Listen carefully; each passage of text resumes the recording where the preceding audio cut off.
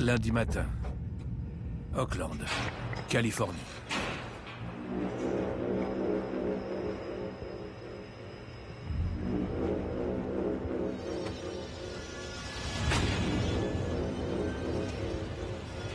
À la morgue locale, c'est le jour le plus chargé de la semaine. Le lundi, c'est la plus grosse journée parce qu'on a le cumul des morts du week-end.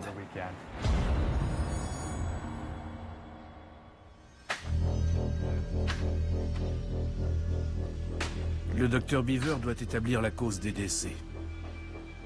C'est une femme de 40 ans. On pense qu'il s'agit d'une overdose. À Oakland, la drogue est à l'origine de la plupart d'entre eux.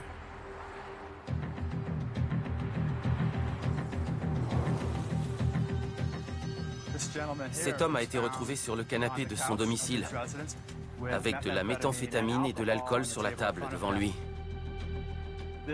Cette femme a 40 ans. Elle a fait une overdose de cocaïne. Dans cette ville, les trafiquants de drogue règnent en maître.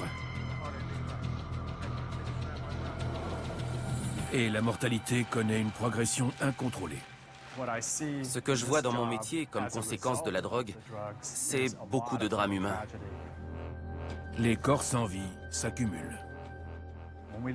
La quasi-totalité des morts non naturelles qu'on observe sont liées d'une manière ou d'une autre à la drogue.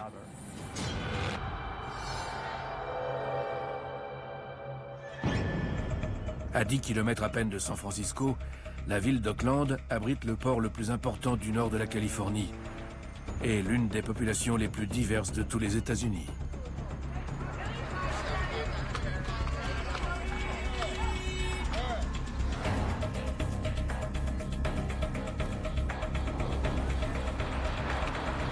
Avec un déficit de 58 millions de dollars et après un scandale de corruption dans la police, Oakland a vu ses effectifs de maintien de l'ordre décimés. Réputé pour avoir moitié moins de policiers que les autres, la ville s'enfonce dans la violence criminelle.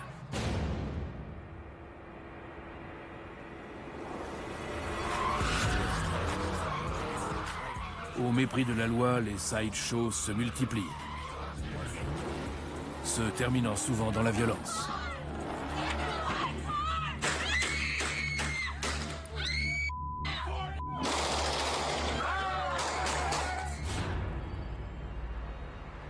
Les échanges de coups de feu se produisent dans la rue en plein jour.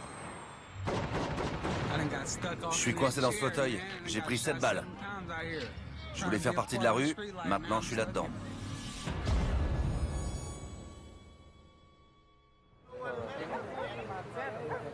Red s'est fait tirer dessus pour une affaire de territoire entre dealers. Des mecs se sont arrêtés, et puis ils m'ont dépassé. J'ai pas fait gaffe à eux, je les connaissais. Ils sont revenus en arrière vers moi, ils m'ont tiré dessus, et ils m'ont tabassé. Mais ils n'ont pas réussi à faire ce qu'ils voulaient, sinon je serais plus là pour vous parler. C'est comme ça que ça se passe. Faut faire avec maintenant. Ces agresseurs vivent à quelques blocs seulement et peuvent revenir à tout moment. C'est toujours à cause de ça, la drogue. Ce sera comme ça jusqu'à la fin du monde. On est en roue libre ici, tu vois. Ouais. Red a été pris pour cible dans la cité la plus malfamée d'Oakland, Acorn. Nous, Acorn, on dit que c'est le sigle pour « Attention, concentration de Rakai Ninja ». Ici, la drogue et la violence font partie du quotidien. On t'amène dans le piège. Il y a un piège dans le piège. Tu vois ce que je veux dire? Et le chaos règne. Yo mec, on va te montrer comment on prend notre kiff ici avec l'oseille et la drogue. T'as vu? On a du Roxy. Ouais mec. On a du Roxy, on appelle ça comme ça. J'ai pris une bastos dans la tête à cause de ça, je te jure. C'est trop le kiff ce truc. Ça c'est de la prométhazine, avec de la codéine. Ça déchire comme l'héros. On appelle ça le jus de gorille. Ouais, on appelle ça le jus, mec. Comment ça fait kiffer? Ça, c'est de la coke en poudre. Nous, on appelle ça le lève-vitre, mec. C'est comme quand t'es dans ta caisse et que tu fais marcher le lève-vitre. C'est pareil, quand tu sniffes, tu fais marcher le lève-vitre. Ouais, c'est ça. Le lève-vitre. On a que du top ici. C'est pour ça que cette ville, on l'appelle Coqueland.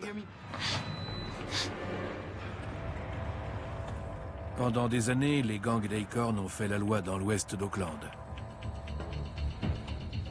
Aujourd'hui, la violence galopante menace même leur pouvoir. C'est un autre endroit où on peut surveiller. On surveille qui entre et qui sort.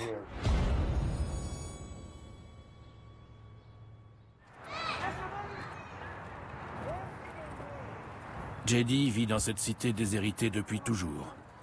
On est les plus détestés à Oakland, en Californie. On vient nous tirer dessus tous les jours ici. Il y a eu des échanges de tirs pendant un mois d'affilée ici. Ces fusillades ont lieu à quelques pas de là où habite JD. Ils ont tiré ici.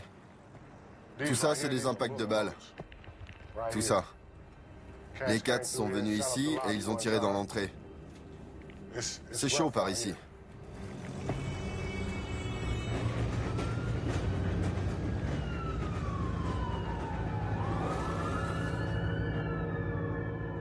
Dans l'ouest d'Oakland, le marché de la drogue est saturé de vendeurs. Les dealers se livrent à une bataille sans merci pour le dominer. C'est comme un panier de crabes. Tu essaies de sortir du panier, mais les autres te font retomber au fond. Pour s'imposer, les dealers essaient de vendre des produits plus puissants que leurs concurrents. T'as déjà entendu parler de John Bellucci? Les frères Bellucci qui ont fait une overdose. Ça vient de là le nom en fait. Quand on mélange de la coke à de l'héro, on appelle ça du Bellucci. Tu vois ce que je veux dire, mec? C'est ce qu'il y a de mieux sur le marché. Si tu veux kiffer, Ça race. À Acorn, les dealers sont connus pour vendre le Bellucci préemballé. Et rien ne booste davantage leur business qu'une overdose. Si t'as de la bonne dope, tu peux avoir un client qui fait une overdose avec. Après, les gens disent, double D, il a de la cam trop puissante. Tout le monde vient te voir après, parce que t'as le meilleur produit.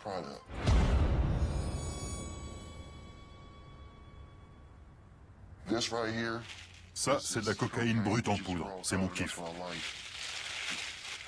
Et ça, c'est de l'héros.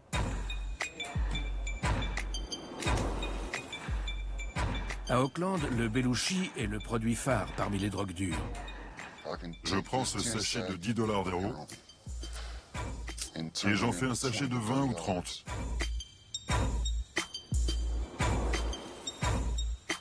En coupant l'héroïne, Double D triple ses profits. Dans ce flacon, c'est le produit de coupe. Sa composition est son secret de fabrication. J'en prends un peu et je le mets dedans. Il faut mettre le sachet au-dessus pour qu'il n'y en ait pas qui s'échappe, pour pas en perdre.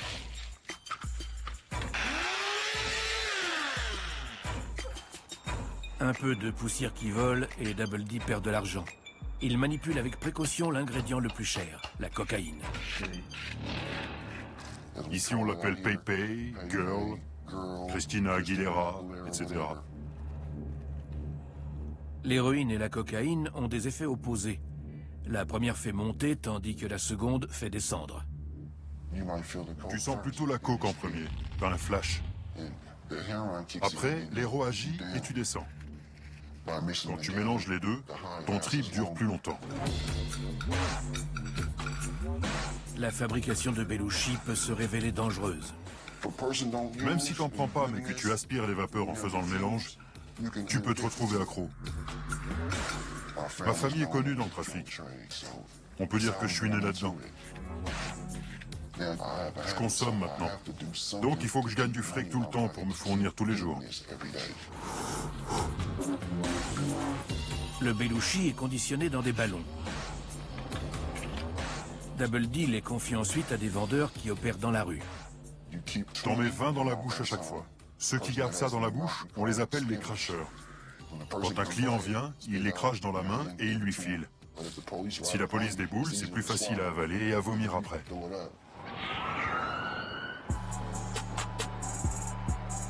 Double D choisit ses dealers parmi ses amis et les membres de sa famille. Mettons que tu es 4 mecs. 2 guetteurs et 2 cracheurs. Si tu es dans un bon coin, tu peux commencer à dealer des doses de $100. Les vendeurs sont payés à la commission. Ils touchent entre 20 et 30 $ par dose de $100 vendue. Le reste, c'est pour moi. On peut se faire dans les $1000 en 3 jours. Ça dépend du produit. Ce trafic très lucratif attire de plus en plus de dealers et alimente une violente concurrence sur le marché. Pour traquer les trafiquants, la police dispose d'une unité d'élite composée notamment d'agents infiltrés. Vous me recevez? 1 gramme de cam ou une tonne, pour moi, c'est pareil. C'est un dealer et je vais le retirer du circuit. Je ne le lâcherai pas.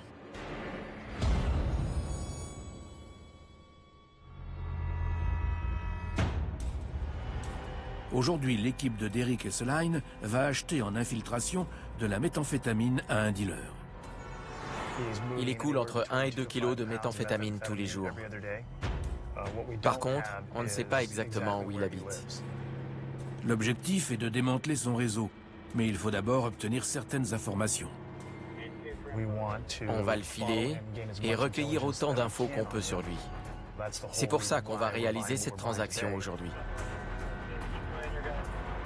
Les policiers ont arrangé un rendez-vous avec le dealer dans le parking d'un grand centre commercial d'Oakland, où un agent infiltré achètera 115 grammes pour un montant de $2000. On grille pas mal d'argent sur ce coup-là. Faut vraiment assurer et pas se louper. Les policiers gagnent leur position de surveillance dans le parking. Ce coin est réputé pour le trafic de drogue. Plein de gens se retrouvent ici.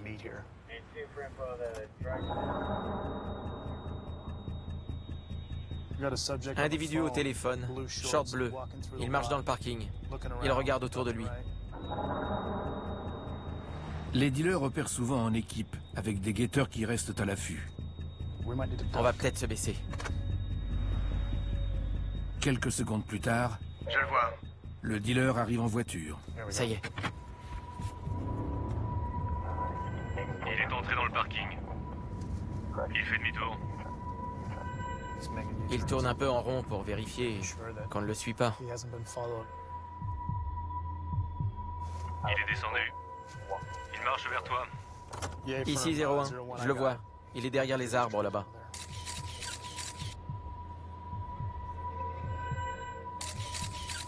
Transaction OK.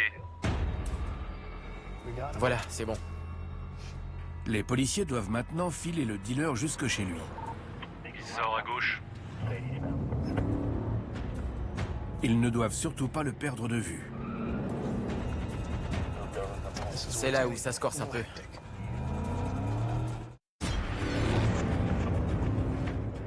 Derrick Esseline et ses collègues policiers infiltrés filent un dealer de méthamphétamine dans les rues d'Oakland.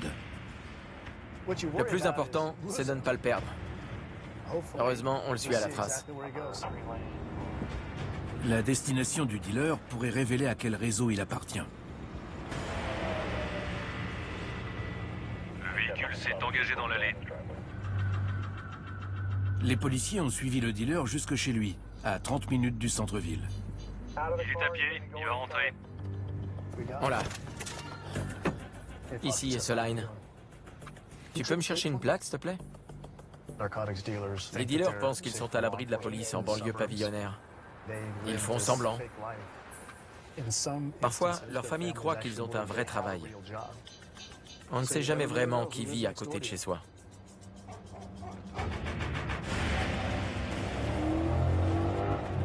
L'agent Esseline va organiser un raid chez le dealer. La drogue que ses collègues infiltrés ont achetée les fera remonter jusqu'au réseau. C'est de la bonne qualité. Ces cristaux de méthamphétamine sont purs à 97 ou 98%. Ça provient des cartels mexicains. C'est la première étape vers le démantèlement d'un gang de trafiquants. On cherche à remonter la filière individu par individu. C'est le but. Faut couper la tête du serpent.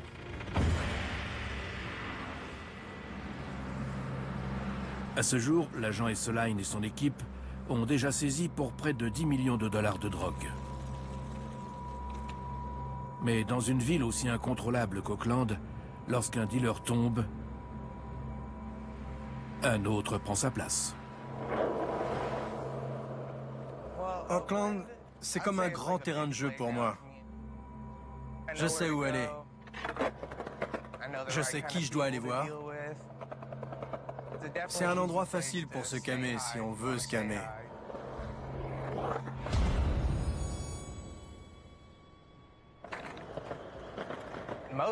Souvent, les gens qui veulent de la drogue ont peur d'aller où il faut. Et ils me paient pour que j'y aille. Je leur prends 10 ou 20 dollars par course pour récupérer la cam.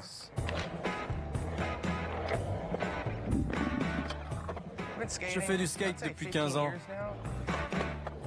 J'ai eu un sponsor et j'ai été filmé, photographié pour des magazines, ce genre de choses. Adolescent, Tom était un as du skateboard.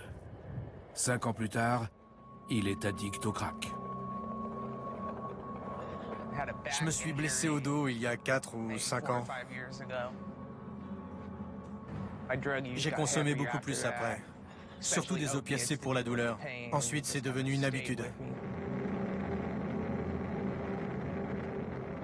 Chez lui, Tom prépare tout ce qu'il faut pour prendre sa dose de crack. Il y en a pour 20 dollars à peu près là. À l'aide d'une pipe bricolée. J'ai du papier alu, un stylo et la paille de fer. C'est un truc à l'ancienne. Quand on n'a pas de pipe, on peut toujours faire ça. Je prends une dose pas trop grosse. Le crack procure un sentiment d'euphorie et de confiance extrême.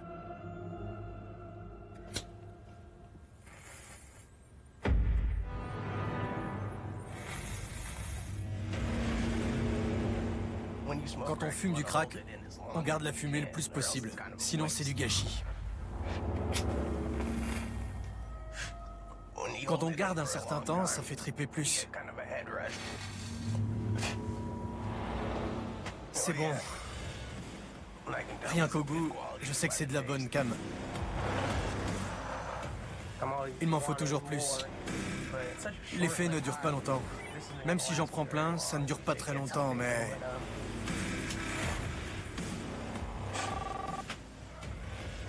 Désolé, faut que je réponde vite fait. Salut mec, t'en veux toujours? À l'autre bout du fil, un addict recherche du crack. Tu peux me filer combien? Je vais pas faire le trajet pour rien, tu vois. Tom touchera sa part du deal. Par exemple, un mec me file 40 dollars. J'apporte ça au dealer qui me donne 5 ou 6 sachets. Et il me donne ma part. Ok, ça marche. Ensuite, je vais voir le client. Je lui donne 4 sachets et il me file 10 dollars pour la course. Après, je retourne voir le dealer et je reprends pour 10 dollars. Du coup, j'ai eu 3 sachets en tout pour 20 minutes de trajet. Dis-moi quand. Ça roule. Tom part retrouver le dealer. La ville d'Oakland, on la surnomme Cokeland. Il y a tellement de crack partout, c'est pas dur à trouver. Son rendez-vous est à 10 minutes en skate. Mission accomplie. C'était vite fait. Chez la cam, personne n'a rien vu. C'était tranquille. Tom va rejoindre son client pour toucher l'argent qui paiera sa propre drogue.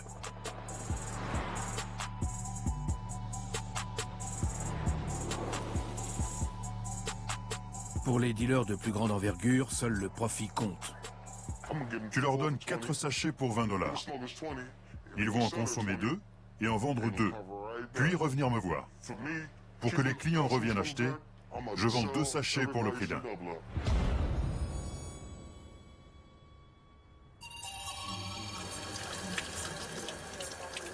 Jay est dealer de crack depuis 10 ans. Il vend des doubles doses pour le prix d'une seule. Pour générer des profits avec cette formule, il prépare son crack selon une recette qui lui est propre. Je vais maintenant épaissir ces 7 grammes de cocaïne pour en obtenir 14 de cristaux de crack. À Oakland, cette pratique est très utilisée pour optimiser les profits. Je vais te montrer comment faire du bénéfice. Pour fabriquer du crack, il faut chauffer de la cocaïne dans l'eau avec un produit chimique ménager. Ce produit et l'eau sont ensuite retirés, ce qui réduit le rendement. La fabrication avec de l'eau, c'est pourri. Ça enlève du volume pour le crack. La fabrication sans eau consiste à mélanger la cocaïne directement avec le produit chimique, ce qui permet d'obtenir plus de volume et plus de profit. Comme ça, la réduction, tu t'en fous. Il n'y en a plus. Tu dois pas en perdre une miette. C'est de l'oseille. Tu sers tous les toxicos et tu palpes un max. Regarde. Sur le feu, Jay mélange la cocaïne avec le produit chimique. Faut pas aller trop vite. Ça doit se faire à feu doux. Après quelques minutes, le dealer termine à feu vif. Avant de mettre au micro-ondes, je vais bien lier cette merde.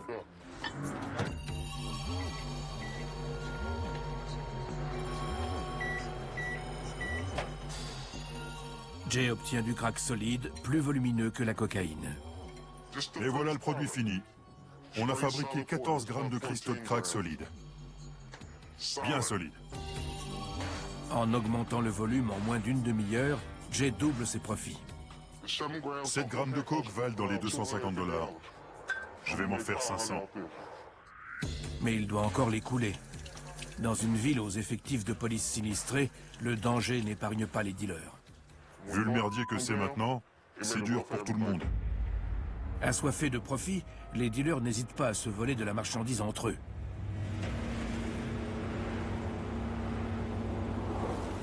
Jay doit donc protéger ses affaires.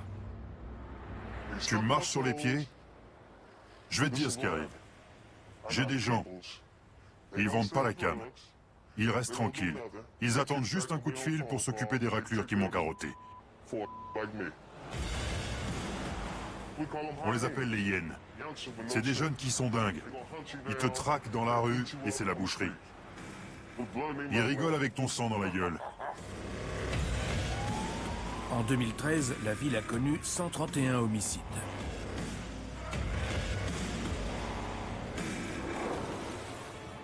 À Oakland, ceux qui veulent tuer quelqu'un s'adressent à des gens comme Harley. Certaines personnes m'appellent pour avoir quelque chose. Ce quelque chose, c'est ce que tu vois sur cette table. Les dealers de drogue, ils doivent se protéger. Alors je les fournis. Pas toujours, mais disons 9 fois sur 10. C'est une sulfateuse des rues. Un AK-47. Crosse pliable. Double chargeur et poignée. C'est du genre à pas mal secouer.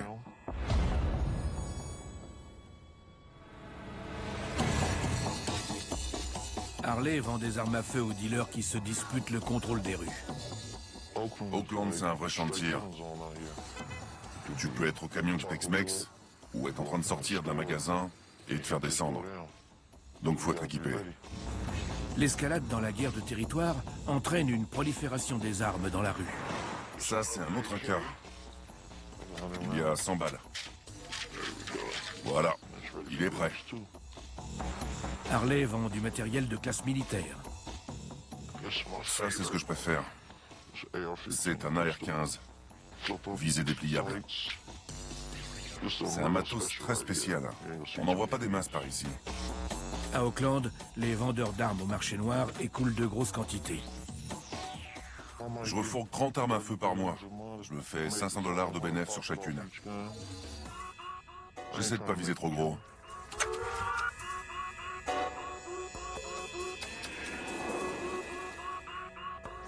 Le produit le plus vendu par Harley n'est pas une arme. Faut avoir un gilet pare-balles. C'est obligé. Il y a une petite plaque métallique. Ça stoppera pas ça, mais ça protège. Tu vois ce que je veux dire?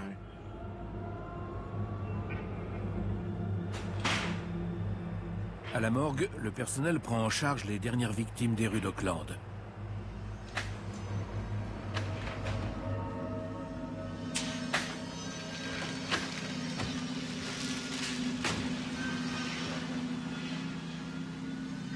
Le gilet pare-balles n'a pas suffi. C'est l'une des 4 personnes impliquées dans une fusillade, dans un échange de tirs. Lui a été tué. Les sacs en papier sur ses mains contiennent les résidus de poudre d'arme à feu.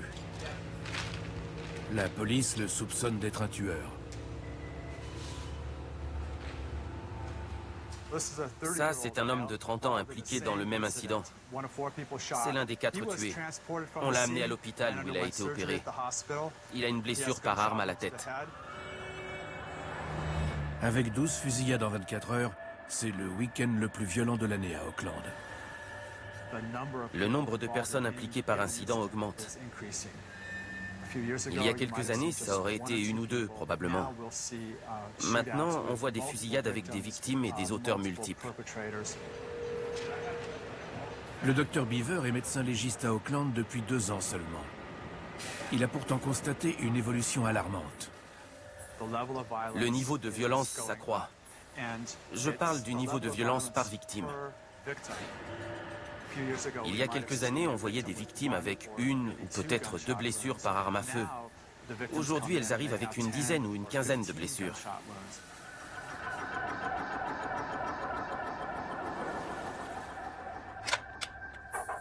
Les nombreux homicides profitent aux vendeurs d'armes comme Harley. Mais il note un changement dans l'équilibre des forces.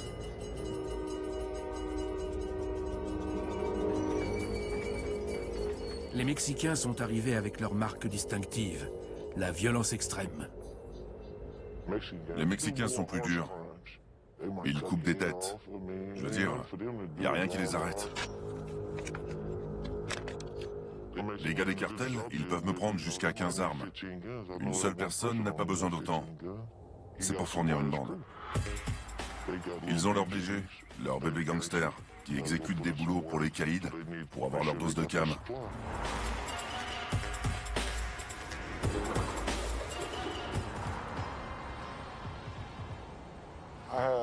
J'ai un Beretta 380. C'est un 7 coups. Il est petit, tu peux l'emporter partout. Si les flics te voient fouiller dans ton futal pour prendre un gros flingue, ils ont le temps de réagir. Si t'as un petit gun dans la poche, ils y voient du feu.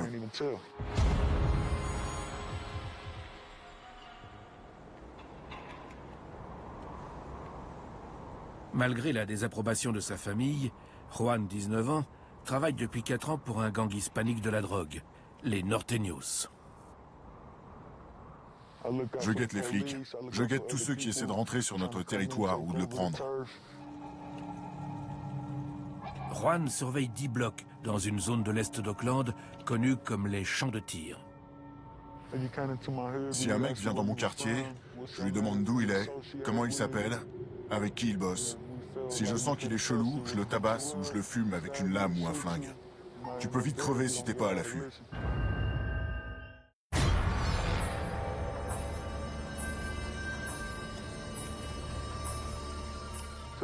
Pour faire partie de ce gang, faut être malin. Faut savoir ce qu'on fait. Juan agit comme guetteur pour les Norteños. Ceux de mon gang, ils peuvent fourguer plusieurs briques à la fois.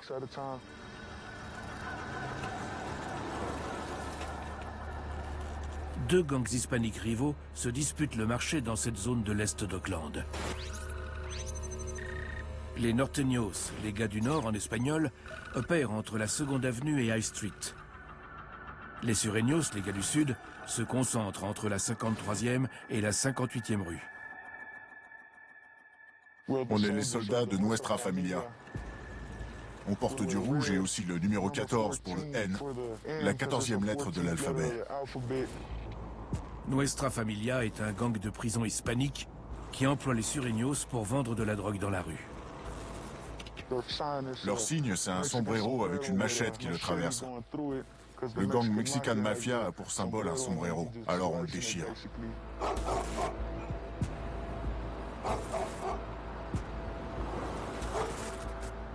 Les Norteños et les Sureños sont des ennemis jurés. On est rivaux, on se tue. Normalement, on se tue à vue.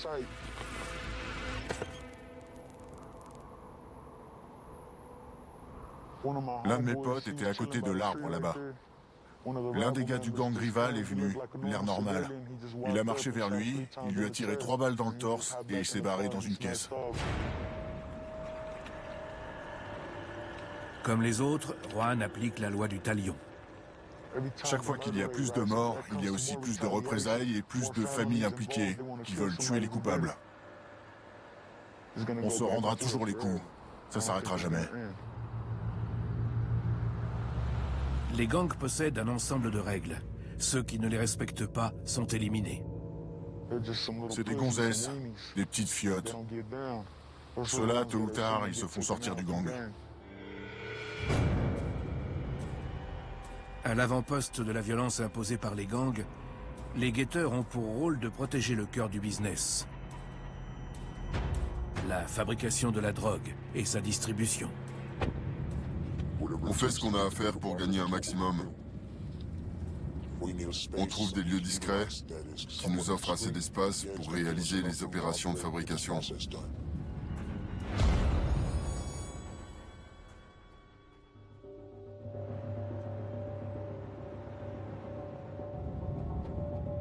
Eddie sélectionne des endroits dans la ville où la méthamphétamine brute récupérée à la frontière sera transformée en cristaux.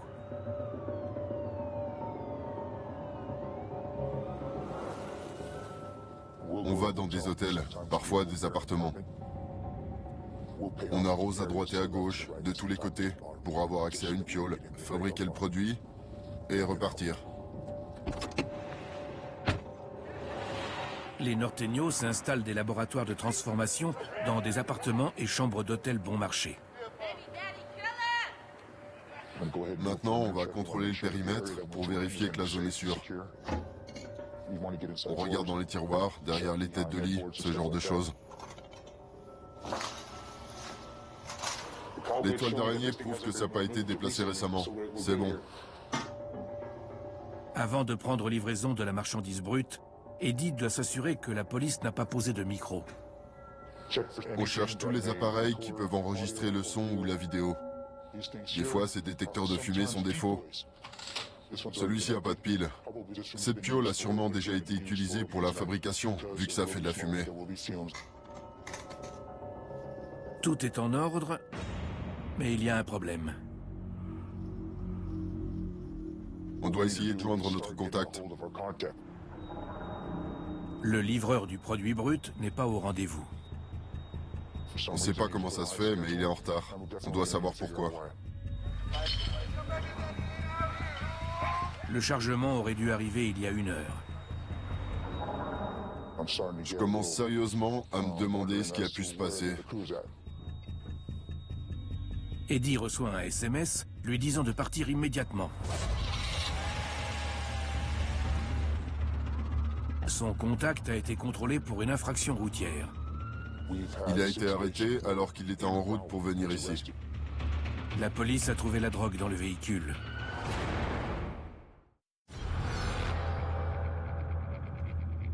Eddie a dû abandonner le local choisi pour fabriquer de la méthamphétamine, la police ayant intercepté le produit brut. Normalement, on utilise plusieurs voitures pour éviter de tout perdre en cas de problème. Mais cette fois, tout était dans le même véhicule et on a perdu tout le stock pour la fabrication. Le livreur du chargement a enfreint les règles des Norteños. Ce gars a commis une grave erreur. D'autres personnes décideront quelles conséquences il aura à subir. Je suis sûr que la sanction sera forte. Même en prison, personne n'échappe aux représailles du gang. Si on ne peut pas le punir selon notre code, on se rabat sur son plus proche parent.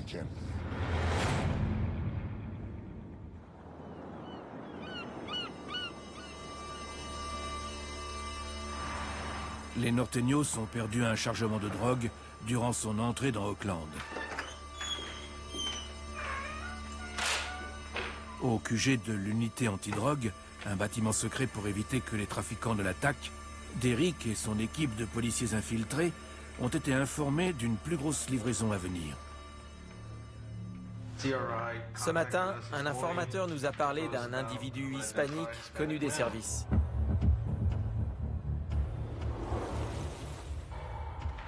Cet individu cherche à écouler 5 kilos. 5 kilos de cocaïne appartenant à un cartel doivent arriver du Mexique. Notre indique a dit OK et nous a contactés. On se met sur le coup. La cible est une maison située dans l'est d'Auckland, dans le fief des gangs hispaniques. C'est un coin très dangereux. Tout le monde connaît tout le monde. Dès qu'ils nous verront, ils vont faire passer le mot qu'on est dans le quartier pour les attraper.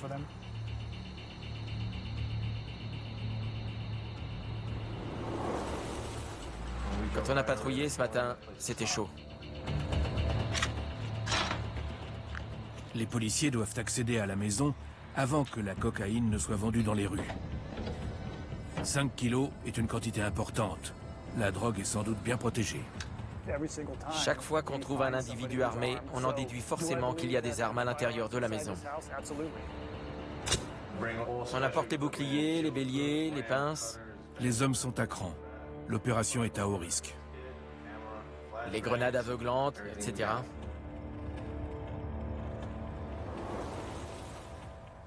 Il y a beaucoup d'inconnus. Mais il y a pire. Les policiers ne pourront bientôt plus compter sur la lumière du jour. Auckland devient une toute autre ville. Une fois la nuit tombée. Ce sont les pires conditions. Dans 30 minutes, il fera nuit. Même les meilleurs policiers craignent de s'aventurer dans la zone après la fin du jour. Je préfère intervenir tant qu'il fait encore jour. Après, on voit de plus en plus mal. Et c'est beaucoup plus facile pour les guetteurs de se planquer et de nous tirer dessus. Je ne veux sacrifier aucune vie d'homme de mon unité juste pour réussir la saisie d'un stock de drogue. On doit garder tout le monde. Derrick et son équipe ont un secret. Des bottes porte-bonheur. C'est vrai que c'est un peu spécial. Un jour, je me suis changé trop vite. Je les ai gardés au pied et on a saisi 10 kilos de méthamphétamine. Depuis, c'est une superstition. Je préfère les avoir. Une fois, j'allais les enlever et les gars ont pris peur. L'unité s'embarque dans le BAT, le véhicule blindé destiné aux opérations spéciales.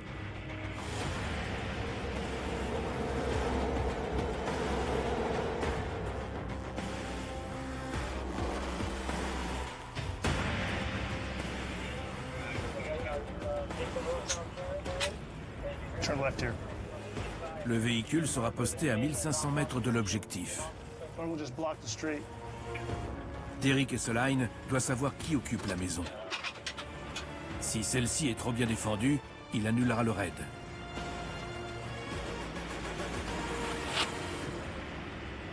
L'unité attend dans le parking, tandis qu'une voiture banalisée est envoyée en repérage. Faut qu'on sache combien ils sont dedans. Tu vois quelque chose qui pourrait être dangereux? Un HHA est sorti et s'est mis au volant de la voiture. Il est en train de récupérer des infos. La police doit déterminer qui quitte la maison et pourquoi. Les feux s'allument. La voiture va partir. Ils emportent peut-être la cam. Si la cocaïne quitte la maison, le raid de la police sera un échec. Elle est partie, je ne peux pas y aller. Ils sont sortis, ils prennent à gauche. Fais venir une patrouille tout de suite.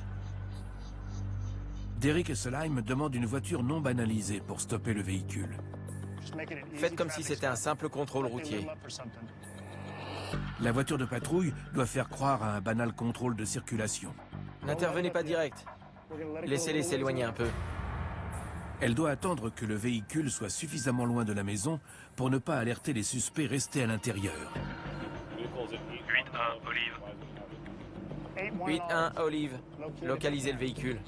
8-2, Birch. Maintenant. Ils l'ont eu. La voiture de patrouille intercepte le véhicule. Arrêtez le conducteur. Gaffe au téléphone. Le conducteur indique aux policiers que la cocaïne est toujours dans la maison. Dès qu'on rentre par la porte principale, il y a 3 portes. Sur la droite, il y a plusieurs pièces. Où est la drogue? Dans la chambre. La drogue est bien protégée. Merde, il y a 5 types. Le nombre d'individus complique l'opération. Tout le monde s'équipe de la tête aux pieds et on y va. Le raid va être lancé pour saisir la cocaïne avant qu'elle ne soit vendue. Faut pas merder sur ce coup-là. Tout le monde est prêt? On y va. Dans le camion. Derek Esseline prend un gros risque. Il engage ses hommes de nuit dans la zone la plus hostile d'Auckland. Barnes, on y va. Le camion pénètre à l'intérieur des fameux champs de tir. À droite. Attendez, attendez. Il s'approche du quartier visé. C'est la 3e maison sur la gauche. On assure, les gars. On descend, on descend. 3 agents se déploient à la droite de la maison. Occupez-vous du portail. Le camion blindé défonce le portail et un deuxième groupe avance vers la porte principale de la maison. Il jette des grenades aveuglantes pour désorienter ses occupants. Bougez pas! À terre, allez! On y va, on y va! Bouge pas! Les policiers inspectent chaque pièce une par une pour trouver les suspects. Police! Derek Esseline voit quelque chose bouger dans la salle de bain. Main en l'air! Écarte les bras! Bouge pas! Un trafiquant essayait de se cacher. Un dans la salle de bain. Les 2 mains dans le dos. Je sors avec lui. Je sors avec un suspect. Il y a une unité pour prendre celui-là? Une fois les suspects sortis de la maison, les policiers recherchent la drogue.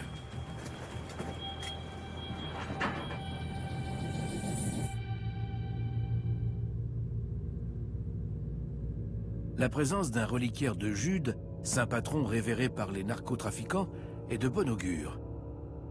Oh, Arnie! T'as dit quoi? Ça va te plaire. Dans une dépendance, les policiers découvrent une salle de séchage de cannabis avec des centaines de jeunes plants. Beau travail. Puis, la marchandise qu'ils recherchaient.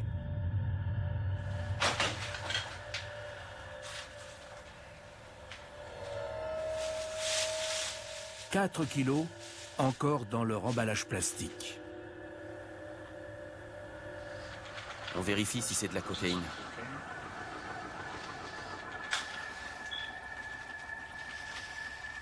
Le test confirme la nature du produit saisi.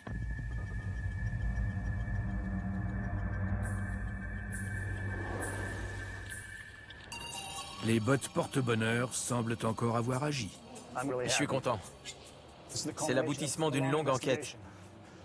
Tout le monde est sauf et on a retiré 4 kilos de cocaïne de la circulation.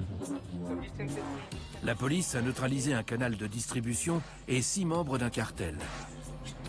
Ce soir à Auckland, les trafiquants ont perdu une bataille face aux forces de l'ordre. Mais ils sont loin d'être vaincus.